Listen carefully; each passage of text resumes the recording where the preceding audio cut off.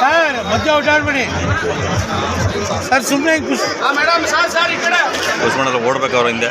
ಅಲ್ಲ ಸದ್ಯಕ್ಕೆ ಪುಷ್ ಮಾಡಲಿ, ಆಮೇಲೆ ಓಡಲಿ.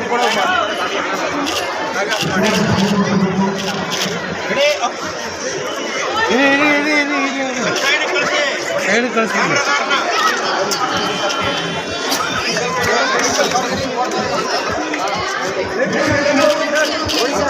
ಇರಿ ಇರಿ ಇರಿ, ನಾವು ಸೈಡ್ ಹೋಗ್ತೀವಿ. ಇರಿ, ನಾವು ಸೈಡ್ ಹೋಗ್ತೀವಿ. ನಾವು ಸೈಡ್ ಹೋಗ್ತೀವಿ.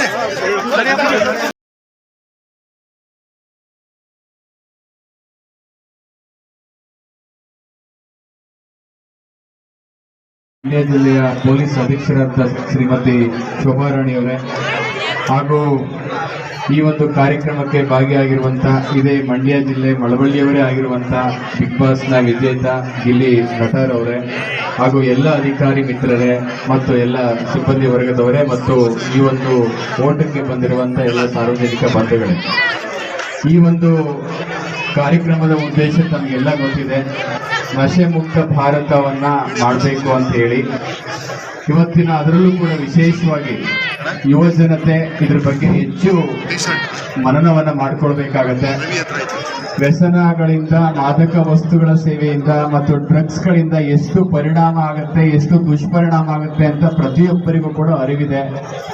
ಆದರೂ ಕೂಡ ಕ್ಷಣಿಕವಾದಂಥ ಸುಖಕ್ಕೆ, ಸಂತೋಷಕ್ಕೆ ತಮ್ಮ ಜೀವನವನ್ನೇ ಬಲಿ ಕೊಡ್ತಾ ಇರುವಂಥದ್ದು. ಹಾಗಾಗಿ ವಿಶೇಷವಾಗಿ ಯುವ ಜನತೆ ಇದ್ರ ಬಗ್ಗೆ ಹೆಚ್ಚು ಜಾಗೃತರಾಗಬೇಕಾಗತ್ತೆ, ಇದ್ರ ಬಗ್ಗೆ ಹೆಚ್ಚು ಅರಿವನ್ನು ಮೂಡಿಸ್ಬೇಕಾಗತ್ತೆ. ಆ ನಿಟ್ಟಿನಲ್ಲಿ ನಾವು ವ್ಯಸನ ಮುಕ್ತ ಸಮಾಜವನ್ನ ಮಾಡಬೇಕು ಅನ್ನೋದಾದ್ರೆ ಮೊದಲು ವ್ಯಸನ ಮುಕ್ತ ಮನಸ್ಸಾಗಬೇಕು. ಮನಸ್ಸು ವ್ಯಸನದಿಂದ ಮುಕ್ತ ಆದ್ರೆ ಮಾತ್ರ ಈ ಒಂದು ವ್ಯಸನ ಮುಕ್ತ ಸಮಾಜ ಆಗಲಿಕ್ಕೆ ಸಾಧ್ಯ ಆಗುತ್ತೆ. ಹಾಗಾಗಿ ಹೆಚ್ಚು ಹೆಚ್ಚು ಅರಿವಿನ ಮೂಲಕ ಯುವಕರಲ್ಲಿ ಆ ದುಶ್ಚಟಗಳಿಗೆ ಬಲಿಯಾಗಿ ತಮ್ಮ ಭವಿಷ್ಯವಾದ ಬದುಕನ್ನ ಕಳ್ಕೊಳ್ಳುವಂಥದ್ದನ್ನು ನಾವೆಲ್ಲ ಕಡಿಮೆ ಮಾಡಬೇಕು. ಅಂದ್ರೆ ಎಲ್ಲಾ ಸಾರ್ವಜನಿಕರು ಕೂಡ ಸೇರಬೇಕು.